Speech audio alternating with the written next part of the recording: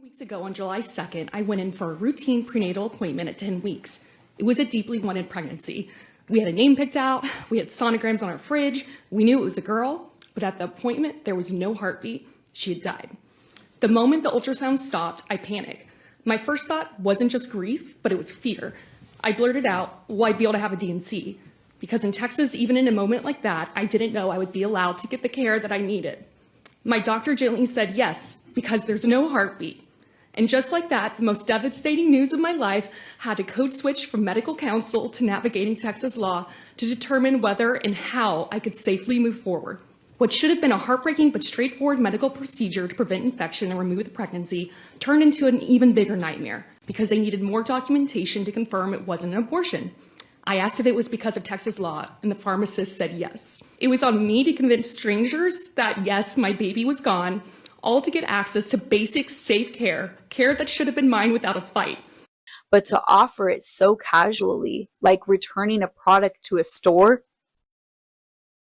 It's just that I have another human being inside of me. It's just that I have another human being inside of me. Then there's the movie, The Pod Generation. A world where pregnancy is outsourced. Babies are grown in artificial wombs. Motherhood is considered outdated, ineffective, and emotional. Objectively, you're choosing potential death for those other 9 embryos. And so again, objectively, that is not a choice for life.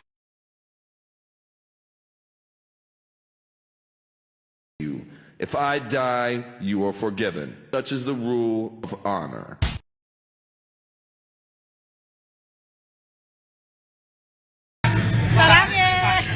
Sarangnya mana sarangnya? Sarangnya mana?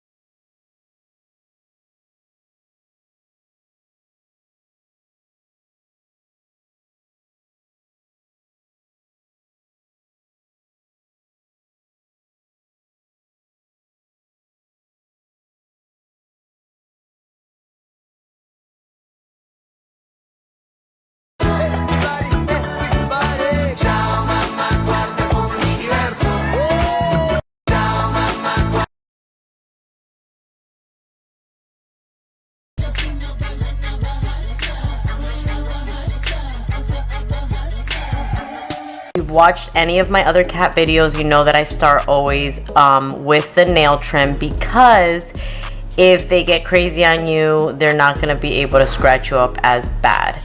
Now, there is something called cat scratch fever, and if a cat scratches you really bad and has bacteria that goes into your bloodstream, then you will get a fever and you'll just start feeling sick overall. So I really don't ever want that to happen to me or to anybody that I work with, so I always start with the nails. Now, we can thank for those problems, don't we? if this was a cat I didn't know, I would put a cone around its neck before I went ahead and did the nails, just to protect them and me.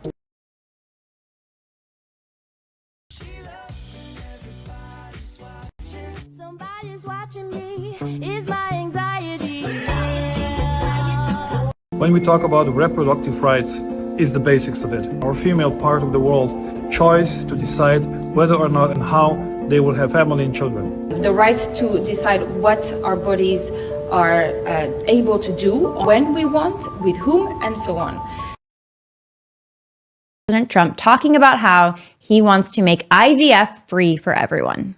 I'm announcing today in a major statement that under the Trump administration, your government will pay for, or your insurance company will be mandated to pay for, all costs associated with IVF treatment, fertilization for women. 83% of the babies that are conceived via IVF end up dying. Could you share more about that study? They are frozen indefinitely, potentially killed, or they're donated to research. Effectively, it's going to be human experimentation and they're going to die.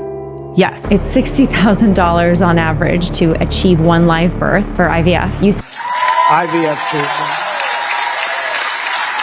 because we want more babies, to put it very nicely.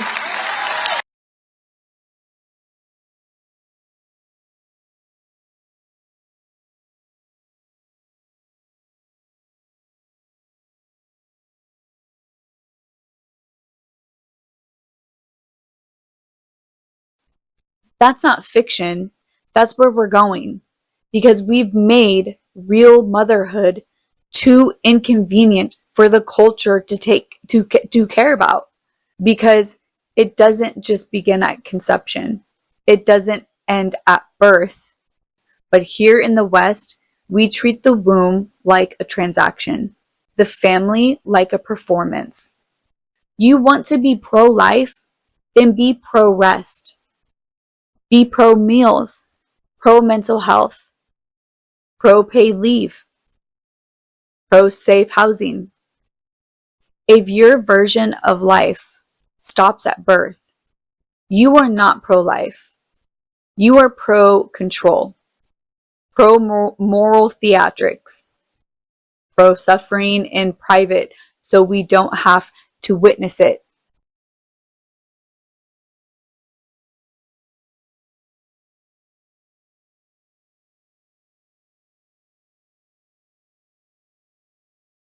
College of Obstetricians and Gynecologists and the American Academy of Pediatrics both recognize the female cycle as the fifth vital sign of health that women should learn to monitor beginning in adolescence. And so our society would do well to recognize all women are smart and capable of learning to observe the signs of their cycle and using that information to interpret whether or not they may be fertile or may not be.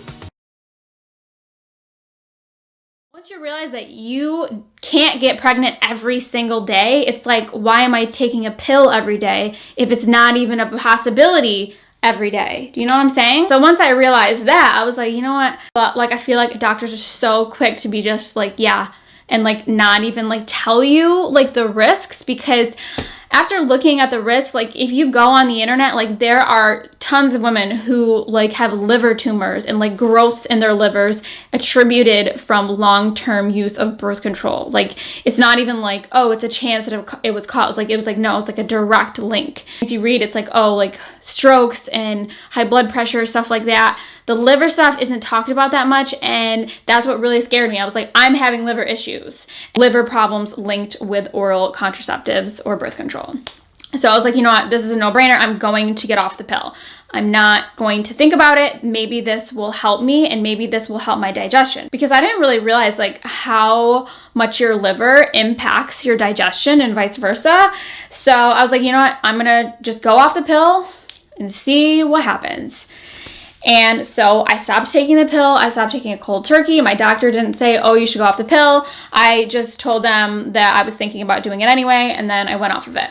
Results, my doctor didn't like specify anything. They were like, these levels could be a fluke, like it could just be something, you know, just like random. What? This next side effect is one of the most researched, most well-known side effects of the pill, and that's blood clots. Most birth control pills do increase a woman's chance of developing a blood clot by 3 to 4 times. You guys, the Nurses' Health Study at Harvard Med School found that the pill users are 250% more likely to have heart attacks and strokes than those who don't use the pill. With acne, and I sought out help from a dermatologist, and the dermatologist wanted to put me on a medication that had a lot of symptoms and it potentially could have side effects of birth defects if a woman becomes pregnant while on that medicine. I mean, come on, you guys, we deserve better than this. Researchers at the Mayo Clinic, they studied 23 large, well-conducted studies and found that 21 of them, there was an average of 44% increased risk of breast cancer in women who were taking the pill prior to their first pregnancy. And you never think about it twice. Like the doctor will write the script in 2 seconds because You know, we don't want anyone having unplanned pregnancies. So Earlier, it was maybe $3,000 to $5,000 about how to do the restorative medicine approach. What are the success rates between restorative medicine versus IVF? Restorative reproductive medicine data, one study, their average age was 37, 5 years of infertility. About all of them had prior IVF cycles. 5% of those women had achieved live birth through IVF in the past. What he was able to do using neofertility, he was able to achieve about a 32% chance of live birth, which is remarkable. As good as IVF, or even better, because these are the ones that IVF didn't even work for them. take your temperature every single morning, you enter it into the app, and from there it creates an algorithm that determines what day you are ovulating. So yeah, it'll give you red days or green days. So red days mean stop, don't have sex, or use a condom. Or it'll give you green days, which means you're free to do it. The more you use it, the more green days you will get, because it'll know your body and your temperature fluctuations better to really determine and pinpoint your ovulation days. I thought you were using birth control. I was. I just thought that birth control had a little teeny element of actual control about it. 97% effective, so therefore 3% completely bloody ineffective. Was started by liberal feminists in the 1970s. We had been experimented on at that point for about 10 years. They were seeing unbelievable health impacts, negative health impacts. And they went to the Senate hearing, and it was all these pharma people, and they said, how dare you have women be your guinea pigs? We are sicker than we've ever been. There's something not right with this pill. There's something you're not telling us.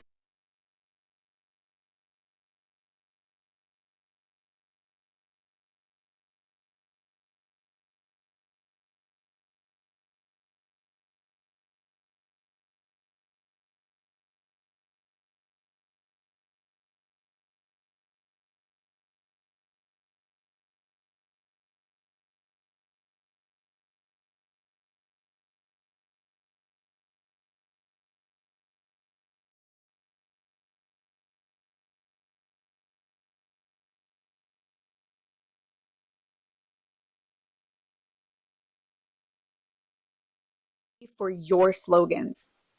We are not disconnected by accident. We were trained this way. It's time for people to stop making excuses and actually see the issues. So I'm going to add a little structure here. So the first question that I got asked a lot was, which pill were you on? So I was on Yaz for probably like 8 years, and then they switched me to the generic, which was Gianvi, and then I think maybe like 2018 or 2019 maybe, they switched me to a different generic, which they said was the exact same, but ever since they switched me to that, it was like, started with a D, it was like super long, and they're like, no, this is literally the exact same thing. It wasn't, because I started feeling so weird, and I was like, can I pay more for the Gianvi that I was on? And they're like, you can't do that.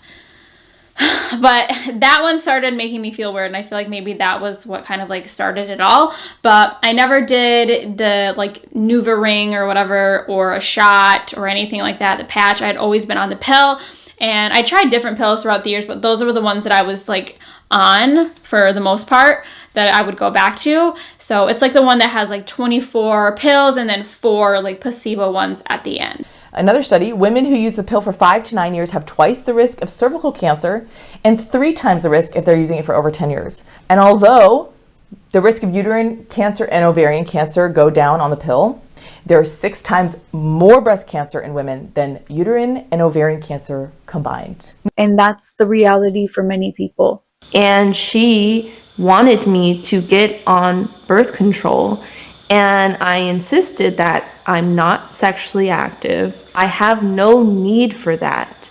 And it was a constant, not really battle, but having to reaffirm every visit, I am abstinent, I do not need that.